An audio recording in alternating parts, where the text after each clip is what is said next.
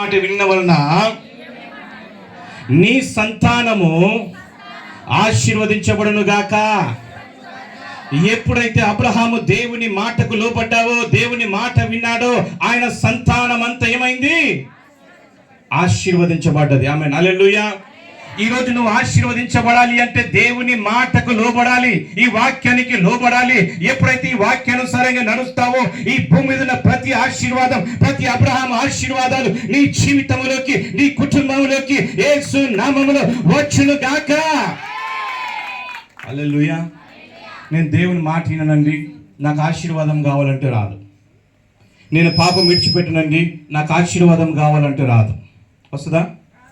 పాపం కావాలా, ఆశీర్వాదం కావాలా? రెండు కావాలా? 1+1 ఆఫర్ కావాలంటే వస్తుందా? చెప్పాలా?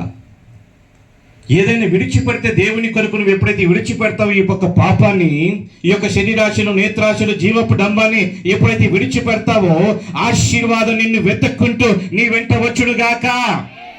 ఈ లోకంలో ఉన్నటువంటి ప్రతి ఒక్క పాపాన్ని విడిచిపెట్టినప్పుడు ఆ ఆశీర్వాదం నీ గృహములోకి వెతుక్కుంటా, నిన్ను వెతుక్కుంటా వచ్చునుగాక.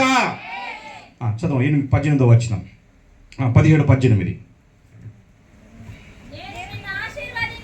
ఇక్కడ అబ్రహాముతో దేవుడు చెప్తా ఉన్నాడు. మళ్ళీ మొదటి 17 నుంచి, నేను నిన్ను ఆశీర్వదించి ఆకాశ నక్షత్రముల వలెను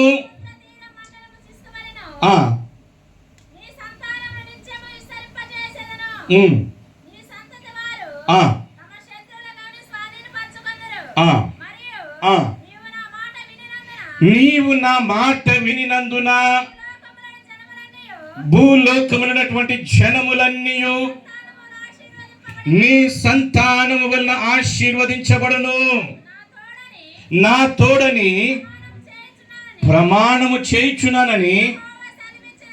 ఆమేన్, హల్లెలూయా. ఈరోజు తండ్రి అయినటువంటి దేవుడు అబ్రహాముతో చెప్తున్నాడు, నా తోడు అని నిన్ను ఆశీర్వదిస్తానని వాగ్దానం చేసిన దేవుడు. ఈరోజు ఆయన యేసు క్రీస్తు రక్తము ద్వారా నిబంధన చేసిన దేవుడు. ఆయన తన ప్రాణాన్ని వెలగపెట్టి కొన్నటువంటి ప్రజలతో ఆయన వాగ్దానం చేస్తా ఉన్నాడు, నిశ్చయముగా నేను నిన్ను ఆశీర్వదిస్తాను. హల్లెలూయా. నువ్వు ఆశీర్వాదకరంగా మాత్రమే ఉండాలి. ఈ లోకంలో నువ్వు పాపంలో ఉండటం కాదు దేవుని చిత్తం. ఈ లోకంలో నువ్వు అనారోగ్యంతో ఉండటం కాదు దేవుని చిత్తం. ఈ లోకంలో నీ యొక్క కష్టాలతో, అప్పులతో ఉండటం కాదు దేవుని చిత్తం. దేవుని చిత్తం ఏంటిదయ్యా అంటే, నీవు నీ కుటుంబము అనేక మందికి ఆశీర్వాదకరంగా ఉందురుగాక. హల్లెలూయా. హెబ్రీయులకు రాసిన పత్రిక 6:14 చెప్తా ఉన్నాడు, నిశ్చయముగా నేను నిన్ను ఆశీర్వదిస్తాను.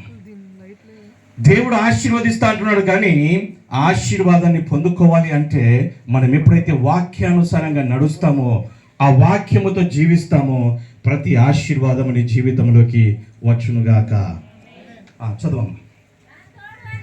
తన తోడు అని ప్రమాణము చేసి నిశ్చయముగా నేను నిన్ను ఆశీర్వదింతును, నిశ్చయముగా నేను నిన్ను విస్తరింపచేతును. ఆమేన్, హల్లెలూయా. తన తోడు అని చెప్తా ఉన్నాడు. ఈరోజు తండ్రి అయినటువంటి దేవుడు అబ్రహాముతో చెప్తున్నాడయ్యా, నా తోడు అని చెప్పి నేను నిశ్చయముగా నిన్ను ఆశీర్వదిస్తాను. ఈరోజు ఆశీర్వాదం లేకుండా మనం ఇక్కడ నుంచి బయటికి వెళ్ళడానికి వీల్లేదు. హల్లెలూయా. పక్కమ్మకి చెప్పు, నువ్వు ఆశీర్వాదం లేకుండా బయటికి వెళ్ళడానికి వీల్లేదు. ఆశీర్వాదం పొందకుండా ఈ గేటు దాటి బయటికి పోవడానికి వీల్లేదు.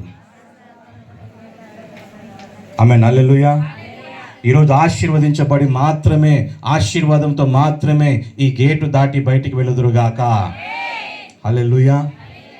ఈ యొక్క ఆశీర్వాదము మన జీవితంలో దేవుడు ఇవ్వడానికి సిద్ధముగా ఉన్నాడు. కానీ మనం ఏం చేయాలంటే, మన జీవితంలో ఉన్నటువంటి ఈ యొక్క సులువుగా చిక్కులు పెట్టేటువంటి ఏంటిది, అది ఏందది? బిర్యానీ చెప్పమ్మా. సాతానా? పాపం విడిచిపెట్టాలి, సాతాను కాదు విడిచిపెట్టాల్సింది. సులువుగా చిక్కులు పెట్టేటువంటి యొక్క పాపాన్ని ఎప్పుడైతే విడిచిపెడతామో, ఆశీర్వాదం నీ జీవితంలోకి వచ్చును గాక. హల్లెలూయా. అందుకే నాకు చెప్తాను, 1 పేతురులో, మీరు ఆశీర్వాదం నాకు వారసులగుటకు పిలువబడ్డారు.